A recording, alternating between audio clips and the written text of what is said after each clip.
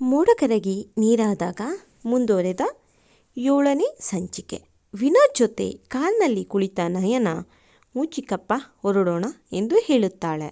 ಅವಳು ಹಾಗೆ ಹೇಳಿದ್ದೆ ವಿನೋದ್ರವರು ಕಾರ್ ಸ್ಟಾರ್ಟ್ ಮಾಡಿ ಕಾರ್ ಡ್ರೈವ್ ಮಾಡುತ್ತಾ ನಯನ ಕಾಲೇಜ್ ಬಳಿ ಬಂದು ಕಾರ್ ನಿಲ್ಲಿಸಿ, ಸರಿ ನಯನ, ನಾನಿನ್ನೂ ಹೊರಡುತ್ತೇನೆ, ನನಗೆ ಆಫೀಸ್ಗೆ ಟೈಮ್ ಆಗ್ತಾ ಇದೆ, ನೀನು ಹೊರಡು ಎಂದು ಹೇಳಿ ಅಲ್ಲಿಂದ ಅವರು ಕಾರ್ ಸ್ಟಾರ್ಟ್ ಮಾಡಿ ಹೊರಟು ಹೋಗುತ್ತಾರೆ. ನಯನ ಕಾಲೇಜ್ ಒಳಗೆ ಬರಲು ಅದೇ ಸಮಯಕ್ಕೆ ಸಂಧ್ಯಾ ಕೂಡ ಕಾಲೇಜ್ ಒಳಗೆ ಬರುತ್ತಾಳೆ.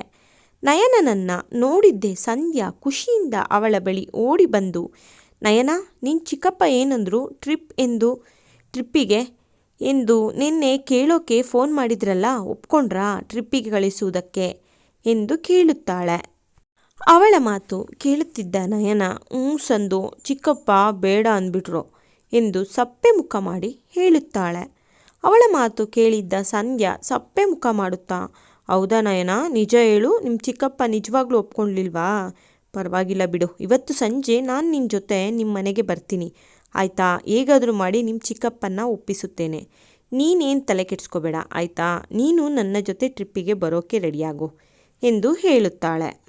ಸಂಧ್ಯಾನ ಮಾತು ಕೇಳಿದ್ದ ನಯನ ಅವಳನ್ನು ಅಪ್ಪುತ್ತಾ, ನನ್ನ ಬೆಸ್ಟ್ ಫ್ರೆಂಡ್ ಅಂದರೆ ನೀನೇ ಗೊತ್ತಾ ಸಂದು, ಸಾರಿ ನಿನಗೆ ಸುಳ್ಳು ಹೇಳಿದ್ದಕ್ಕೆ, ನನಗೆ ಟ್ರಿಪ್ಪಿಗೆ ಹೋಗೋಕ್ಕೆ ಚಿಕ್ಕಪ್ಪ ಪರ್ಮಿಷನ್ ಕೊಟ್ಬಿಟ್ರು ಎಂದು ಖುಷಿಯಿಂದ ಹೇಳುತ್ತಾಳೆ.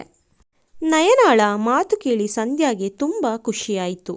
ನಿಜವಾಗ್ಲೂ ನಯನ, ಮತ್ತೆ ಕಾಮಿಡಿ ಮಾಡೋಂಗಿಲ್ಲ ಆಯಿತಾ? ಹೇಳು, ನಿಜವಾಗ್ಲೂ ಪರ್ಮಿಷನ್ ಕೊಟ್ರಾ ಎಂದು ಮತ್ತೆ ಕೇಳುತ್ತಾಳೆ. ಸಂಧ್ಯಾ, ಪರ್ಮಿಷನ್ ಕೊಟ್ಟಿದ್ದಷ್ಟೇ ಅಲ್ಲ, ಚಿಕ್ಕಪ್ಪ ಟ್ರಿಪ್ಪಿಗೆ ಹೋಗೋಕ್ಕೆ ಹೆಸರು ಬರೆಸುವುದಕ್ಕೂ ಅಮೌಂಟ್ ಸಹ ಕೊಟ್ಟಿದ್ದಾರೆ ಗೊತ್ತಾ? ಎಕ್ಸ್ಟ್ರಾ ಖರ್ಚು ಮಾಡ್ಕೊಂಡು ಬರೋಕ್ಕೂ ಸಹ ಕೊಟ್ಟಿದ್ದಾರೆ.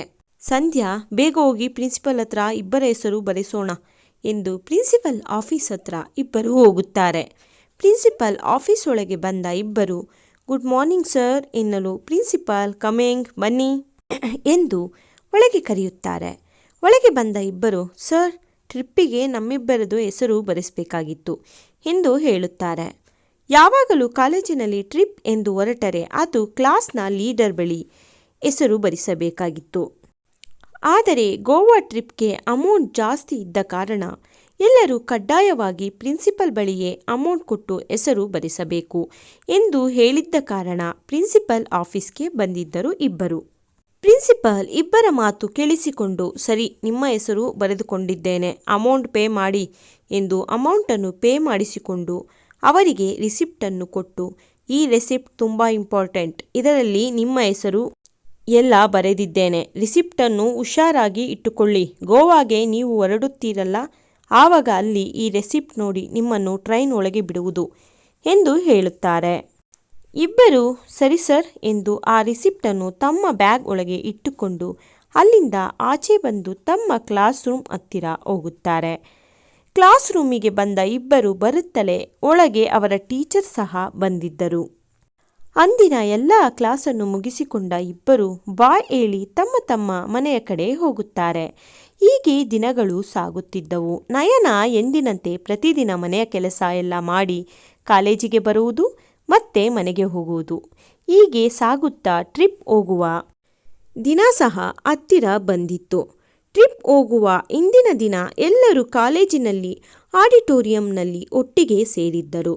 ಟ್ರಿಪ್ಗೆ ಕರೆದುಕೊಂಡು ಹೋಗುವ ಮೇನ್ ಇನ್ಚಾರ್ಜ್ ಸರ್ ಬಂದು ಅಲ್ಲಿ ಎಲ್ಲರಿಗೂ ಒಟ್ಟಿಗೆ ಸೇರಿಸಿ, ಹಲೋ ಸ್ಟೂಡೆಂಟ್ಸ್, ನಾನು ಹೇಳುವುದು ಸರಿಯಾಗಿ ಕೇಳಿಸಿಕೊಳ್ಳಿ, ನಾಳೆ ಸಂಜೆ ಶಾರ್ಪ್ 6 PM ಎಲ್ಲರೂ ರೈಲ್ವೆ ಸ್ಟೇಷನ್ ಹತ್ರ ಬಂದುಬಿಡಬೇಕು, ಯಾರು ಲೇಟ್ ಮಾಡೋ ಹಾಗಿಲ್ಲ, ಲೇಟ್ ಮಾಡಿದ್ರೆ ಅವರಿಗೆ ಟ್ರೈನ್ ಮಿಸ್ ಆಗುತ್ತೆ, ಟ್ರೈನ್ ಮಿಸ್ ಮಾಡಿಕೊಂಡ್ರೆ ನಾವೇನು ಮಾಡೋಕ್ಕಾಗಲ್ಲ, ಆದ್ದರಿಂದ ಪ್ಲೀಸ್ ಸ್ಟೂಡೆಂಟ್ಸ್, ನಾಳೆ ಸರಿಯಾದ ಸಮಯಕ್ಕೆ ಎಲ್ಲರೂ ರೈಲ್ವೆ ಸ್ಟೇಷನ್ ಹತ್ತಿರ ಇರಬೇಕು ಆಯಿತಾ? ಯು ಗಾಟ್ ಇಟ್ ಎಂದು ಹೇಳಿ ಅಲ್ಲಿಂದ ಹೊರಟು ಹೋಗುತ್ತಾರೆ. ನಯನ ಮತ್ತು ಸಂಧ್ಯಾ ಕೂಡ ಅವರ ಗೈಡ್ ಲೈನ್ ಎಲ್ಲ ಕೇಳಿಸಿಕೊಂಡು, ನಯನ, ಸಂದು ಕೇಳಿಸಿಕೊಂಡ, ನಾಳೆ ಸಂಜೆ 5 PMಗೆಲ್ಲ ನೀನು ನಮ್ಮನೆ ಹತ್ರ ಬಂದುಬಿಡು ಆಯಿತಾ? ನಾವು ಇಬ್ಬರು ರೈಲ್ವೆ ಸ್ಟೇಷನ್ಗೆ ಒಟ್ಟಿಗೆ ಹೋಗಿಬಿಡೋಣ, ಬೇಗ ಬೇಗ ನಡಿ, ಇವತ್ತೆಲ್ಲ ಪ್ಯಾಕಿಂಗ್ ಎಲ್ಲ ಮಾಡ್ಕೋಬೇಕು ಎಂದು ಹೇಳುತ್ತಾಳೆ. ಅದಕ್ಕೆ ಸಂಧ್ಯಾ, ನಂದು ಆಲ್ರೆಡಿ ಎಲ್ಲ ಪ್ಯಾಕಿಂಗ್ ಆಗಿದೆ, ಅಪ್ಪ ನೀನು ಇನ್ನೂ ಮಾಡ್ಕೊಂಡಿಲ್ವಾ ಎಂದು ಹೇಳುತ್ತಾಳೆ. ನಯನ ಸಹ ನಂದು ಆಗಿದೆ ಕಣೆ, ಆಲ್ಮೋಸ್ಟ್ ಇನ್ನು ಸ್ವಲ್ಪ ಇದೆ ಅಷ್ಟೆ, ಅದನ್ನು ಇವತ್ತು ರಾತ್ರಿ ಒಳಗೆ ಮುಗಿಸಿಬಿಡುತ್ತೇನೆ ಎಂದು ಹೇಳಿ ಇಬ್ಬರು ತಮ್ಮ ತಮ್ಮ ಮನೆಯ ಕಡೆ ಹೋಗುತ್ತಾರೆ. ಈಶ್ವರಿಯವರು ಇಂದಿನಂತೆ ದೇವಸ್ಥಾನದಿಂದ ಬಂದು ನೋಡಲು ಅಲ್ಲಿ ಎಲ್ಲರೂ ಅವರವರ ಕೆಲಸಕ್ಕೆ ಹೋಗಿದ್ದರು. ವಾಚ್ಮ್ಯಾನ್ ಬಳಿ ಕೀಯನ್ನು ಪಡೆದು ಕೀ ತೆಗೆದು ಒಳಗೆ ಬಂದು ತಿಂಡಿಯನ್ನು ತಿಂದು ಅಡಿಗೆ ಮಾಡುವ ಕಡೆ ಗಮನ ಕೊಡುತ್ತಾರೆ. ಅಡುಗೆ ಮಾಡುತ್ತಿರಲು ಅವರ ಫೋನ್ ರಿಂಗ್ ಆಗಿತ್ತು. ಫೋನ್ ಬಳಿ ಬಂದು ನೋಡಲು ಅವರಿಗೆ ಫೋನ್ ಮಾಡಿದ್ದು ಮಯಾಂಕ್ ಎಂದು ತಿಳಿದು ತುಂಬ ಖುಷಿಯಿಂದ ಫೋನ್ ರಿಸೀವ್ ಮಾಡುತ್ತಾ, ಹಲೋ ಮಹಿ, ಎಷ್ಟು ದಿನ ಆಯಿತು ಮಗನೇ, ನೀನು ಫೋನ್ ಮಾಡಿ, ಇವತ್ತು ನೆನಪಾಯ್ತಾ ನಿನಗೆ ಅಮ್ಮಂದು ಎಂದು ಕೇಳುತ್ತಾರೆ. ಅದಕ್ಕೆ ಮಹಿ, ನಿನ್ನನ್ನು ನಾನು ಮರೆಯೋಕೆ ಆಗುತ್ತಾ, ನಾನು ಎಲ್ಲಿದ್ರೂ ನಿನ್ನ ಮಗನೇ ಅಮ್ಮ ಎಂದು ಹೇಳುತ್ತಾನೆ. ಈಶ್ವರಿಯವರು, ತರ್ಲೆ, ಊಟ ಆಯ್ತಾ ನಿಂದು, ನೀನು ಯಾವಾಗ ಬರ್ತೀಯ ಮಗನೇ, ನಿನ್ನ ನೆನಪು ತುಂಬ ಆಗುತ್ತಿದೆ ಎಂದು ಹೇಳುತ್ತಾರೆ. ಮಹಿ, ನಾನು ಹೇಳಿದ್ನಲ್ಲ ಅಮ್ಮ, ಜಸ್ಟ್ ಇನ್ನು 20 days ಅಷ್ಟೇ, ಬಂದೇ ಬಿಡ್ತೀನಿ. ಮತ್ತೆ ಅಮ್ಮ, ನೀನು ಊಟ ಮಾಡಿದ್ಯಾ, ನಾನು ಈಗ ತಾನೇ ಊಟ ಆಯಿತು ಅಮ್ಮ ಎನ್ನುವ ಹೊತ್ತಿಗೆ ಮೈ ಫ್ರೆಂಡ್ ರಾಕಿ, ಲೋ ಮಗ ಬಾರೋ ಇಲ್ಲಿ, ಸ್ವಲ್ಪ ಅರ್ಜೆಂಟ್ ಎಂದು ಕರೆಯುತ್ತಾನೆ.